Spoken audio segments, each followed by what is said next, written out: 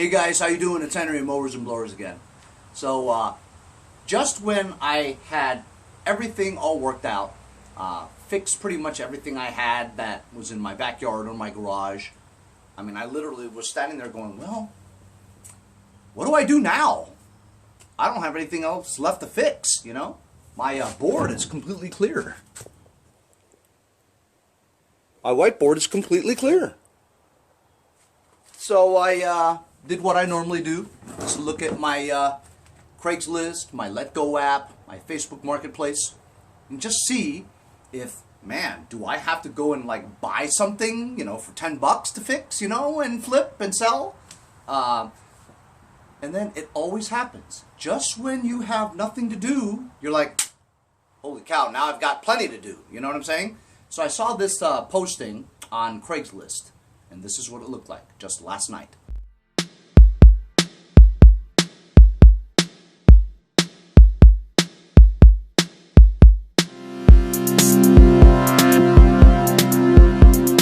It didn't have an address. All you could do is email the guy and ask him. So this was like 9 at night, okay, on a Friday night. And so, what can I do? You know, I mean, it tells you like a general location in this circle, in this town of Oakdale, where it could be, you know. What am I going to do? Drive 40 minutes down south on the South Shore and just go up and down the streets at night looking for maybe 1, 2, or 3 riding mowers parked on the side of the road? No, I'm not going to do that, you know what I mean? I'm just going to wait until the guy responds to me and tells me the address, right? But then, so I kept on checking it every 15, half hour, you know what I'm saying, to see if he updated it or at least emailed me back and told me where the address was. I didn't think about looking at the pictures really carefully and kind of seeing what kind of streets they are. Are they one-lane streets or are they two-directional streets? Well, I saw in the pictures, they're two-directional streets, which means they're probably a boulevard or something, you know? And there's this one long line that says Vanderbilt Boulevard, and it's a straight shot all the way down. So I thought, for a second, maybe I should just drive down there and go down the long boulevards. Down this way, up that way, down this way, up that way. 4 or 5 long ones just to see whether or not that was it and it's there. But I thought to myself, usually when it's on the curb, it's gone by the time I get there. You know what I mean? So I'm not going to, you know, waste 40 minutes and then 40 minutes back again, you know, 2 hours, just hoping that maybe I can get a tractor, you know. And I don't even know, you know, if there's an engine in it, if it's completely seized up, whatever. It may not even be worth it, you know what I mean, in the middle of the night, whatever. So around 11 o'clock at night, the dude must have gotten so much emails about it, right? And he realized, well, I didn't even write the address, right? But he, you know, people don't want to write their address on Craigslist because it's like a flock of people coming to your house, you know what I mean? So they don't want that, right? So what he did was he wrote the approximate area. So he wrote Oakdale, which is the town that it's in, right? And Vanderbilt Boulevard. Exactly the street that I researched through the pictures to see where it was. Sure enough, it was on Vanderbilt Boulevard. So I said to my wife, I go, man, oh man, you got 3 riding mowers, and that X-Mark he said he's putting out the next day, which I knew I wasn't going to get, you know, but I saw it in the pictures that it looked really rusted, like it was in grass this tall, you know what I mean? So it's been sitting out there for years, whatever, all rusted up and stuff. But I wanted one of those riding mowers, you know, one of those lawn tractors. One I saw was the black McCullough. That one looked like it's in great shape. And then you had that typical green LT1000 Craftsman, right? But then you saw that there was an engine cowling off, as well as the mesh grass round thing, right? As well as the cover that covered the starter, right? And the air filter. That was all like there. So you knew that the dude messed with it.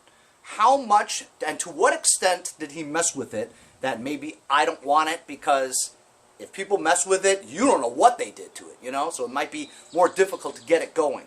But that McCullough, which looked exactly like the LT1000, right, might have been my pick. You know, I definitely would have wanted that. But anyway, so at 11 o'clock he updated it, and it says Oakdale / Vanderbilt Boulevard. I says, you know what? Since you're pinpointing approximately where you are, it's kind of worth it. Because look, it's Friday night. it's kind of late, right? Maybe not for young people at that time, but I mean, to pick up a tractor, yeah, it's kind of late. So it's dark, it's late, it's Friday night, people are out, right? How many of those people out are gonna have to stop what they're doing and say, ooh, let me go home and get my trailer or my van and get a friend to help me lift it into the pickup, right? There's not that many, right? I'm the only nut that has a van ready to go on a snap with an electric winch and ramps that I could do myself, right? So I thought my chances were pretty good that I was going to get one of those 3 riding mowers, right? In reality, there was only the 2 in the picture that was on the curb.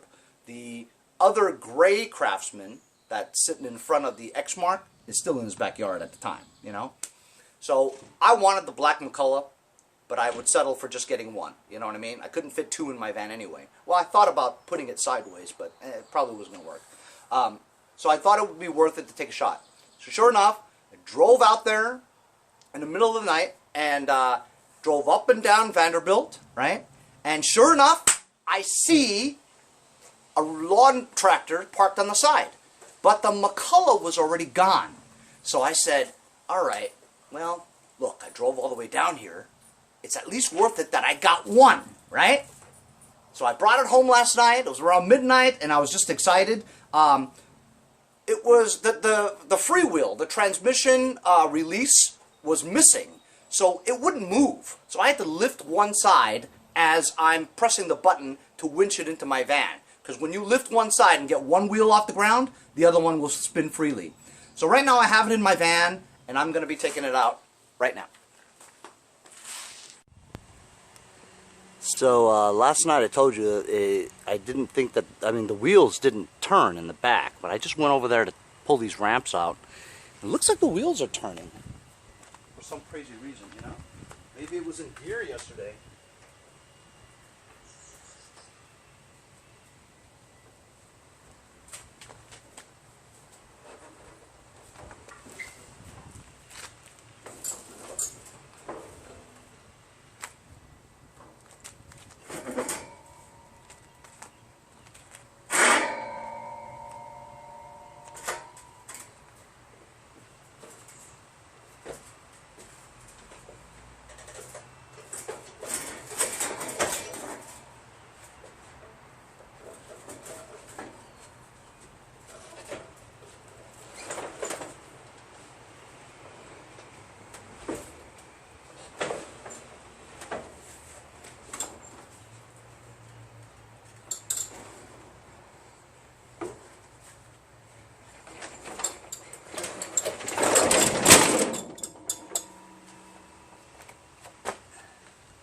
One way to get it off.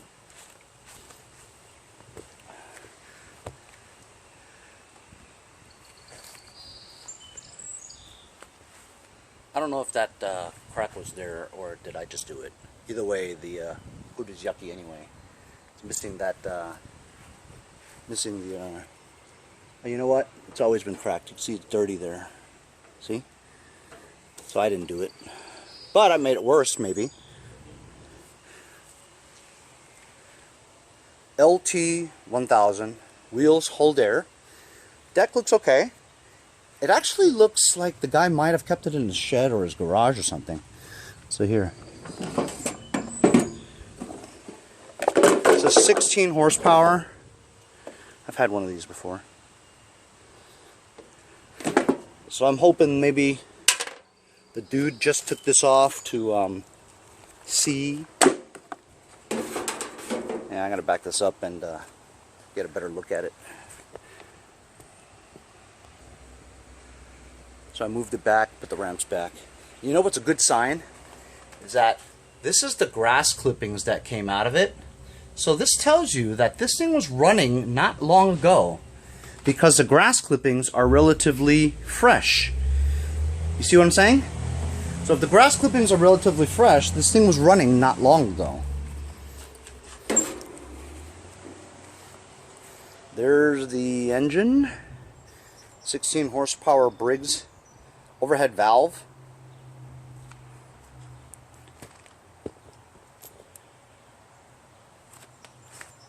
See the throttle movement. It's smooth. Choke engages. Not that smooth, but it needs a little bit of Earl. Okay.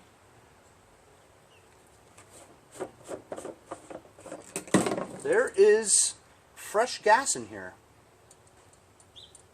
Maybe a few months, maybe less.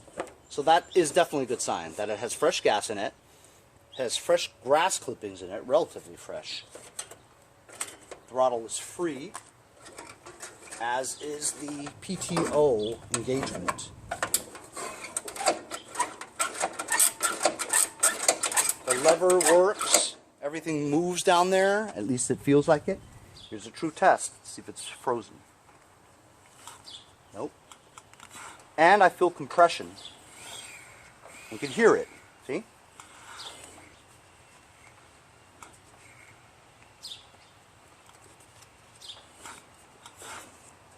Good compression.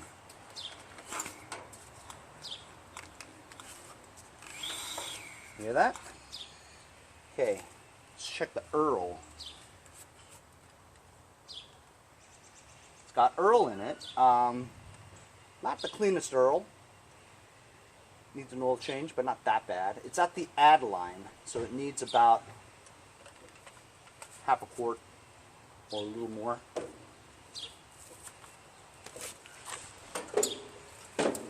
The height adjustment works well. Freely moves up and down. And it's got a Walbro carb in it with a fuel solenoid. You know how much, guys, how I hate the fuel solenoid, right? Whatever, it has it, you know. Let's go check the other side. It's got your usual metal ring starter. So this is a cast iron flywheel with metal gears. Let's pull out this fuse and check out the condition. Fuse is good. Panel here.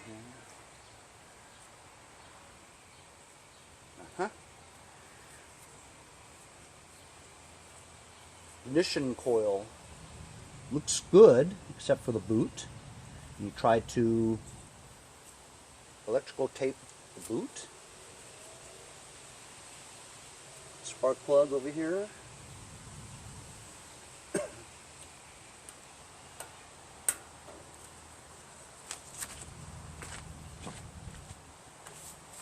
Let's just, oh, you know what? I see there's no bloody key. The key's bloody missing. Got no key, guys.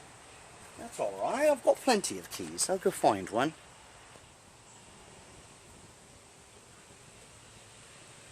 I got plenty of keys. See if it fits. It does fit.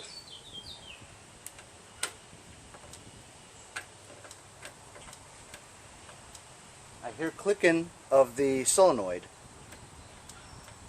the fuel solenoid.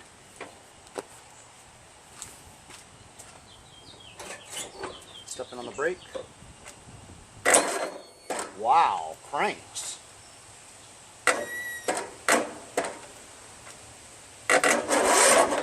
Wow, one revolution too.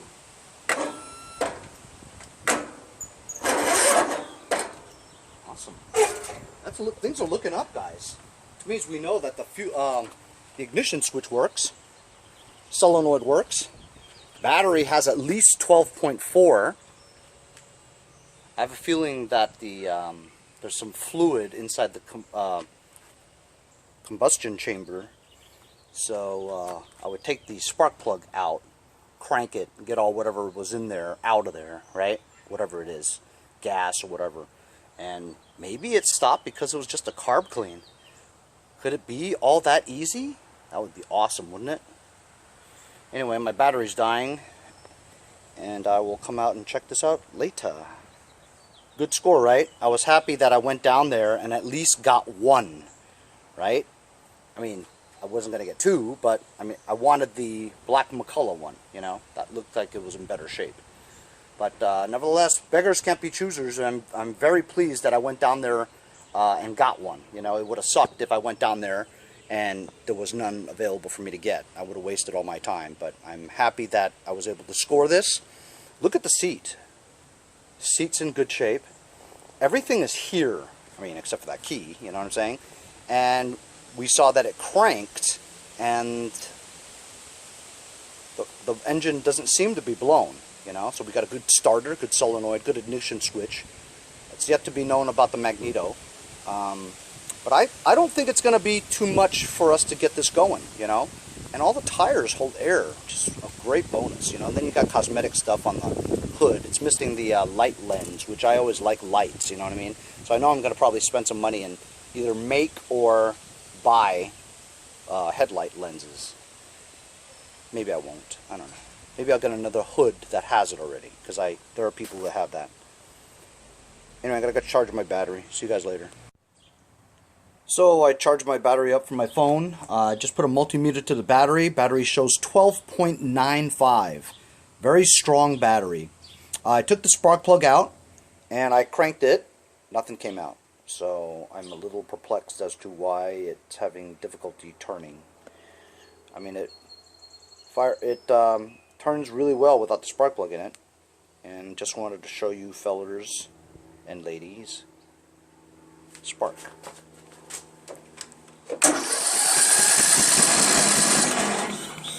Good spark. I'm going to put the spark plug back in and see if we can try to start it. Spark plug is back in now. I'm going to crank. Oh, I also sprayed the throttle area with WD-40. It's very smooth now. It's on choke.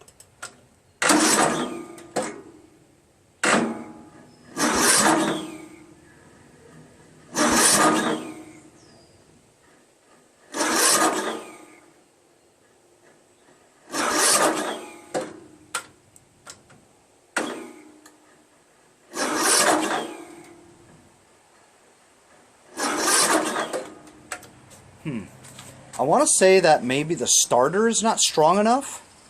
Same problem that I had with the other engine where, you know, the starter may be kind of burnt out and doesn't, you know, generate enough electricity to turn it, because with the spark plug out it turns it just fine, but, you know, it's just a weak starter, you know. Here's the other side.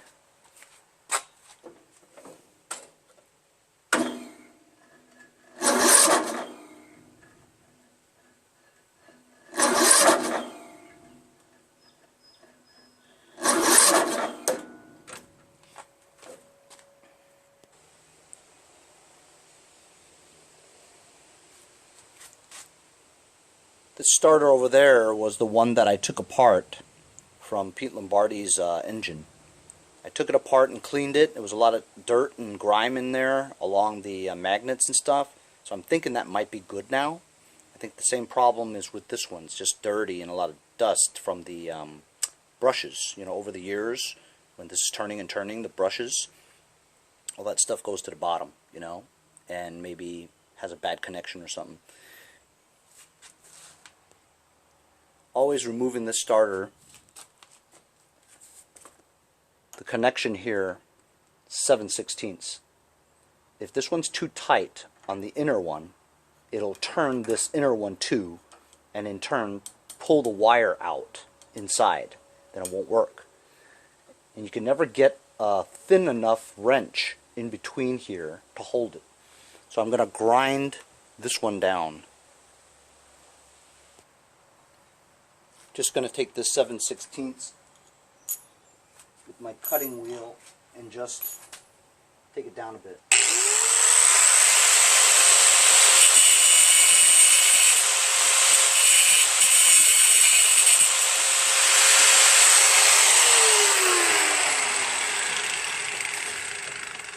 Gotta take precautions because I don't want to grind my hand.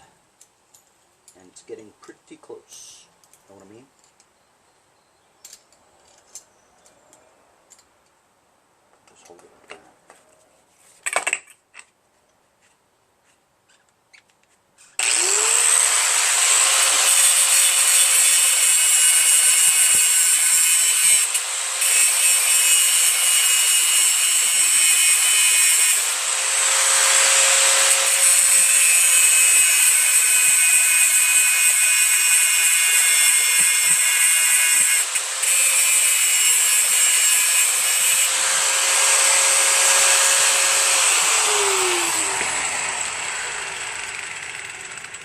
I can't even see what I'm doing.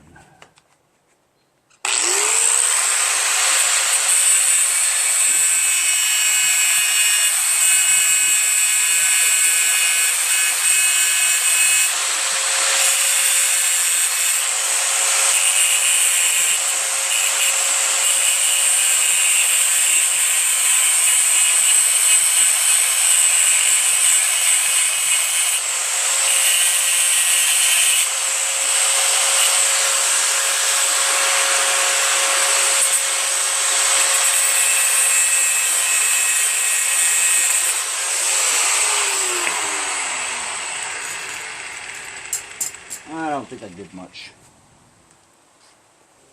I'm almost there. Just needs a little bit more.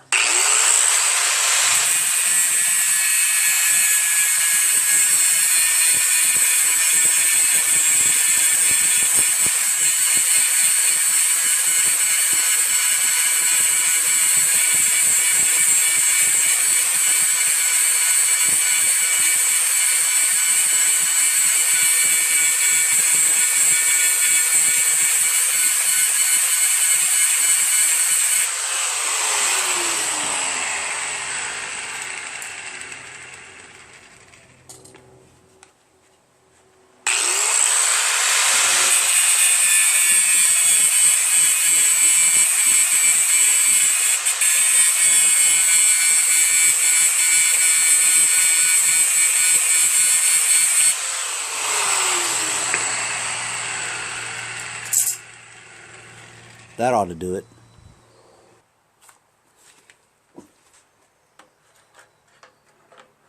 Aha!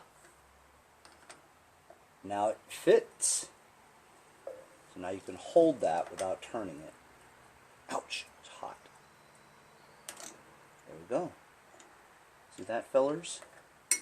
Now we loosen this bolt without turning the inner bolt nut. This is not hot because the solenoid needs to be engaged. See?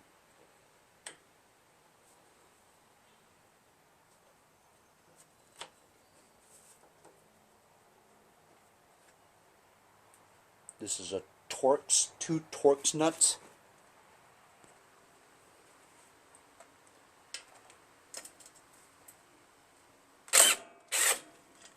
That was easy. However, as you guys know, this one is very bad. Ooh, looks like I got some kind of clearance here. It's amazing. Wow. Starter removed. And you know what? I feel it right here. The starter's very hot. Very hot. Which is unusual because I didn't really try it all that hard. You know what I'm saying? This is the other one, fixed one, or so-called fixed. I don't know if it's fixed or not. I don't know if I fixed it. But this one also didn't have enough juice to turn it. But we're going to try it anyway. If not, if this doesn't work, I'm going to take this metal ring gear off and put it on try another 2 starters that I have that have the plastic ring gear. But I'm going to first try the one that I think I fixed, you know. It could just be a matter of the starter being weak, you know. Wouldn't it be awesome if this was the only problem with this mower? That would be awesome.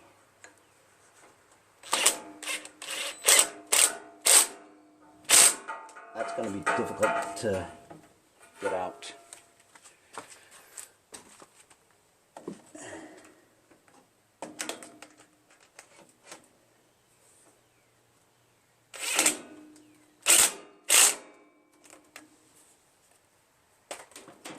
It's on there.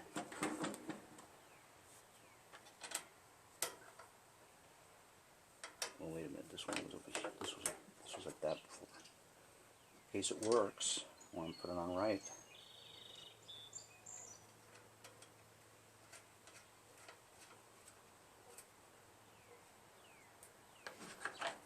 If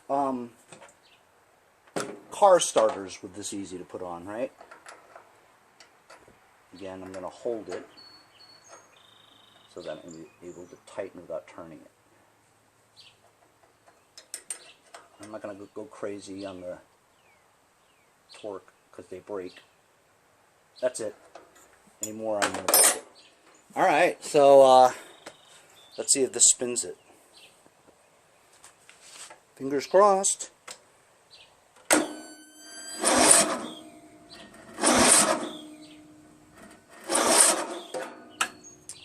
No, still not enough juice to turn it, you know.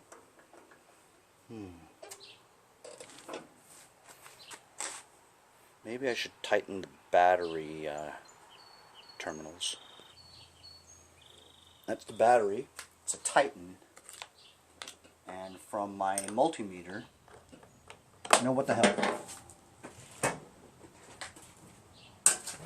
I'm gonna show you guys.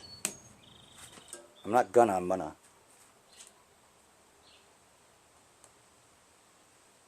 12.75, and I've tried to start this 2 or 3 times already, and it was at 12.95.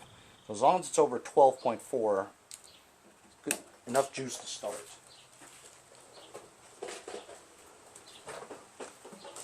So let's just tighten these terminals here. All right, I could turn it a quarter at least. Wow, another quarter. Half a turn. Almost a full revolution. So that really wasn't that tight. I'm going to try. You don't want to touch, while you have this on positive, you don't want to put your hand on a negative, just in case. You know, I know you probably wouldn't. Man, this is really loose. Pretty loose. And sometimes if you don't have a good contact between the battery and your leads, could make the difference in starting. That's pretty tight now. Okay. Alright, so I guess we can try it now. Let's see if it turns better now.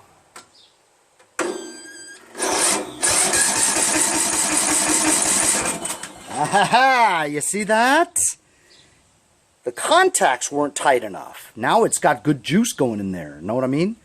So, obviously it didn't start, so it's not good. I smell fuel. What I'm going to do now is I'm going to spray some carb cleaner. You know, better yet, I'm going to spray some starting fluid in here. That ought to be enough. Let's see if this starts now.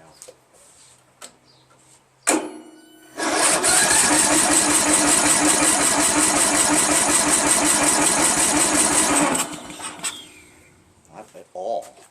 But at least we could see that it turns. You know, that's really cool. That's strange because we know we have spark, right? Unless that carburetor is so trash that the intake manifold is, you know, blocked or something. That would suck. That means that carburetor really sucks.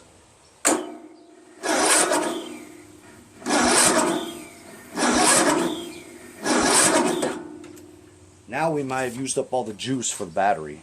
I'll put a battery charger on it. Got a battery charger on the battery, and it's on engine start mode.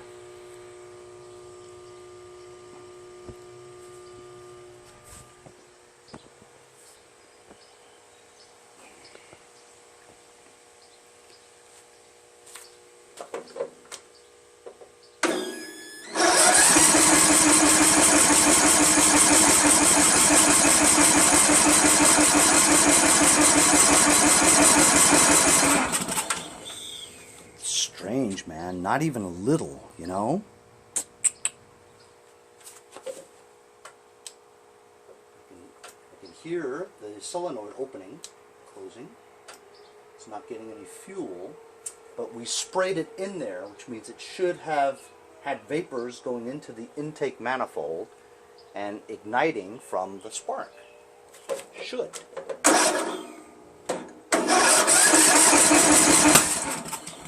Ooh, we heard something. and take it off choke.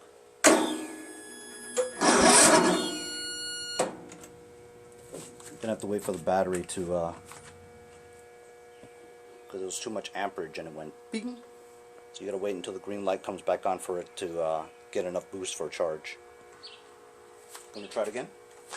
Took the choke off.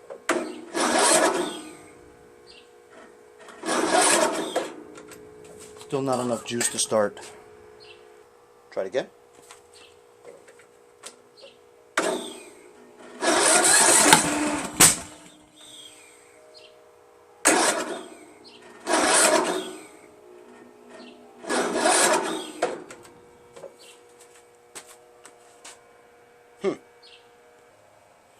So, you know what I'm thinking, fellers? Sounds like it's a little off timing, eh?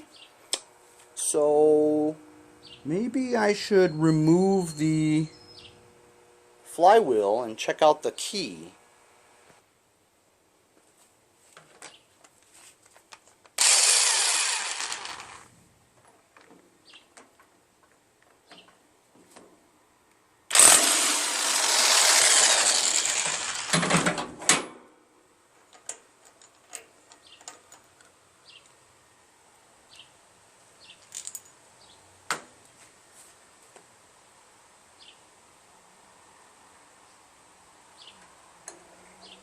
It's not the flywheel key because it looks perfect.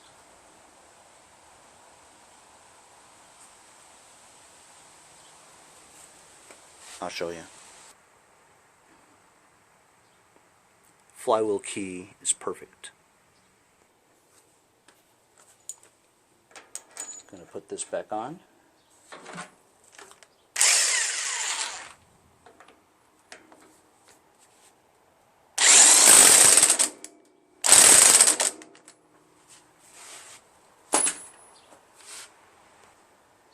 I'm thinking I should take the carburetor off and check out the condition of the carburetor.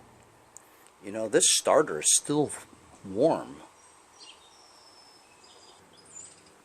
I'm going to take off the assembly. I'm going to pinch off the fuel. 7/16. Take off the two here.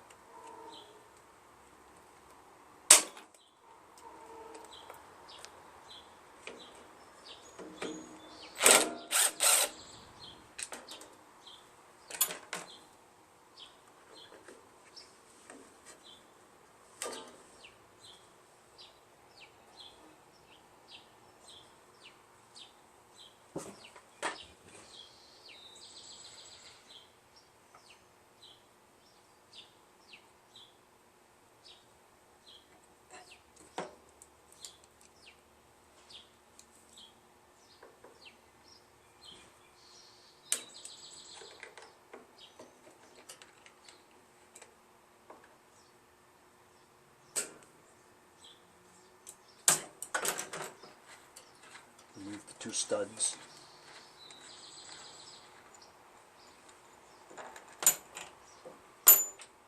Remove the fuel solenoid wire to the fuel solenoid connector. choke right there, hole at the end there. Just pull that out. This thing slides, just sits in there like that. Small tension wire.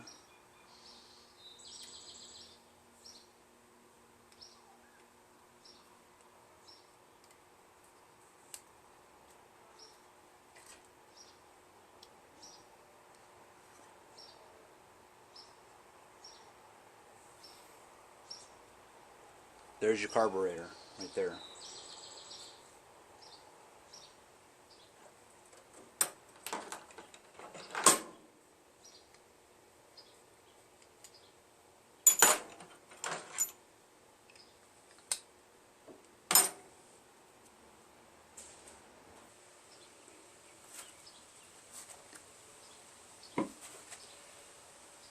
Because the fuel solenoid here, it only gives you so little room for you to grasp that nut, right? So usually you got to find something like this.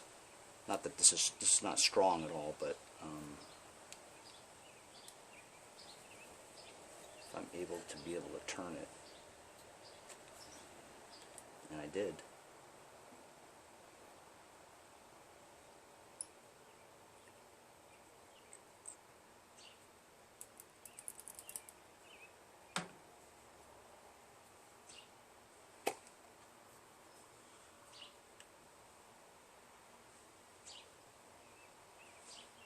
Mostly clear, but it has some sediment in there. Looks like a little bit of water too.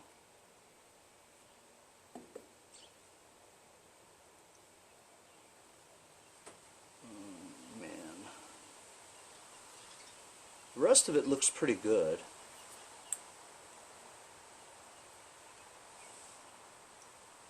Clean on the inside. Dirty on the outside. And of course you've got that jet screw in there that I always strip trying to get out, you know. Gonna get a special screwdriver and some penetrating oil. Penetrating oil from my friends at Lucas Oil. Gonna clean out this thing anyway, but I want to put some penetrating oil in here to loosen up that nut. You're a nut. It's a carburetor screwdriver, has a very narrow tip. Just gonna try to turn it a little bit with a lot of pressure downwards just to see if it'll move. It doesn't move easily.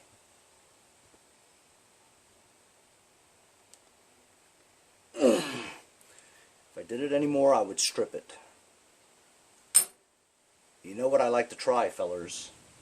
I like to try the impact, because the impact has enough power to just jar it, you know what I mean?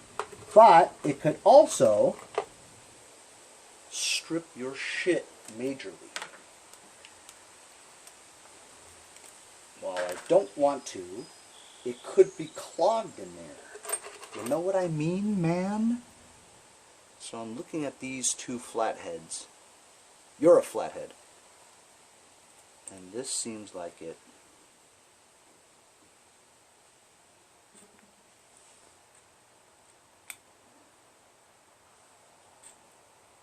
It seems a little too thick, actually.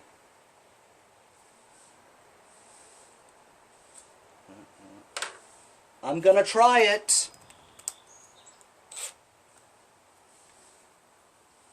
It did work for me once.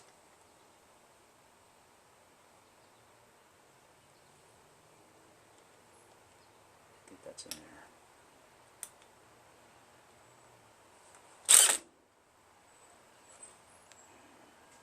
Oh shit, did it work?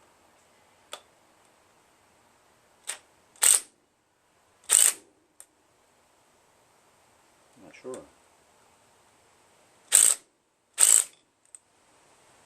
Oh shit, I think it turned.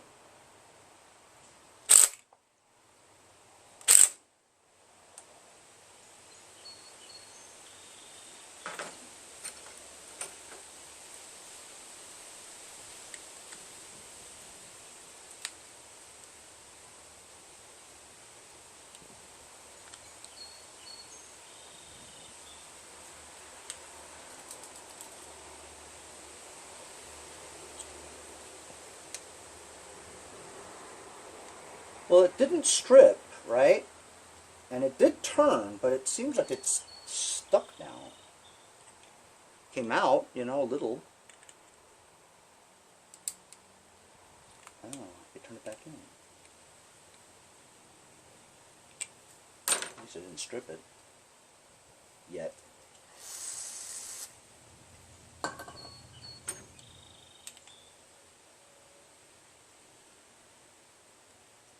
And just turning it in and out, just to have the penetrating oil get in there.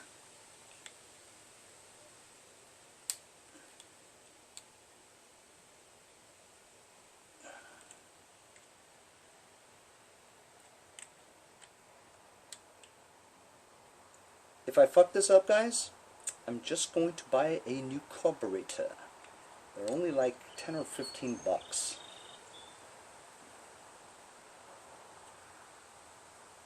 And as you saw from my last repower at Craftsman 13.5, it was backfiring and surging like a mother. And what fixed it immediately was a $12 carburetor.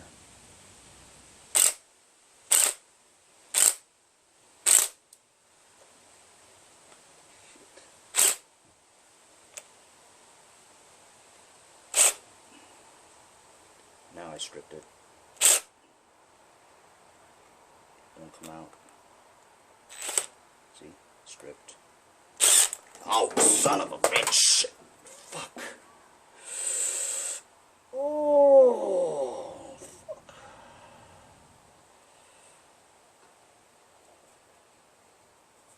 Oh, shit.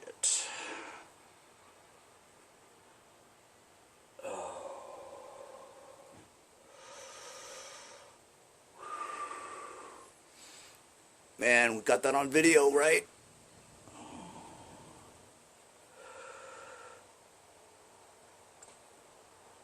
Alright, I'm gonna have to stop, of course. Oh, shit.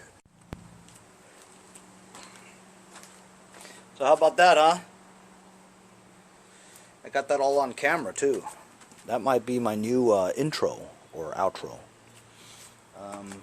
Kind of hurts, you know? I don't think I damaged anything. My fingers all move and stuff, you know, I could feel it and all that. But that blood was really coming out, huh? It was like splattering and stuff. So it told me that it was pretty deep, you know. First thing you do, of course, you saw, my natural, you know, reaction was to, no matter how dirty that rag was, you know, you got to put pressure on there to stop the bleeding, you know.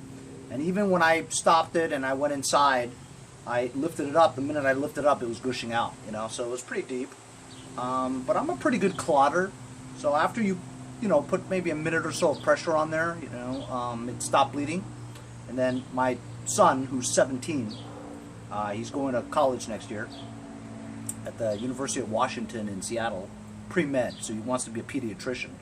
So, and my daughter too, she watches like all the Grey's Anatomy and all that stuff, so I have like 2 junior doctors at home. So we did iodine, we did hydrogen peroxide, alcohol. He says no germs can get through alcohol. So we did the iodine, the alcohol, the hydrogen peroxide, put one of these Band-Aids on, you know, it's not bleeding anymore. But kind of hurts though, you know, I mean, but I'm not going to take any drugs for it. It's no big deal, it's a puncture, whatever. But listen, I'm not going to mess with this today anymore because it's a good thing it's my left hand, huh? I'm a righty. I think I might have, you know, just completely trashed this, you know, and that's a habit of mine. I just have the need to get that out, you know. I technically I could have just sprayed crap in there and it would have been fine, maybe, you know.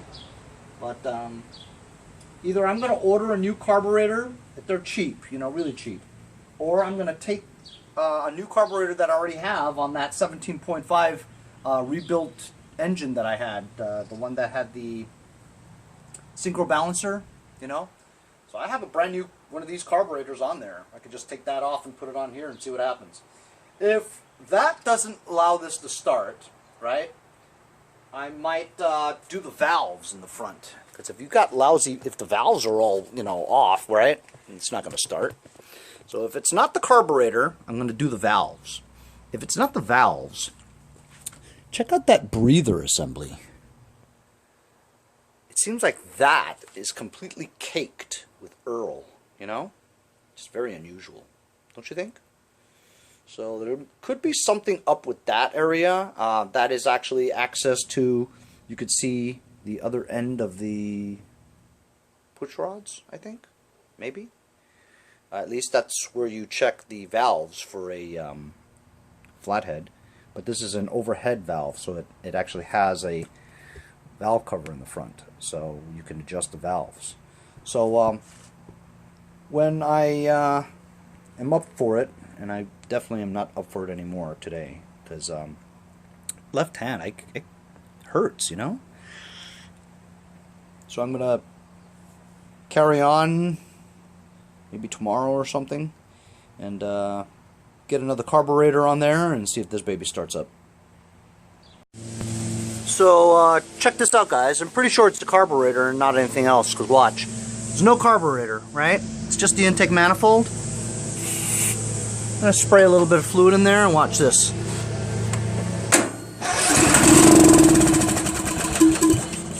Well, there you go.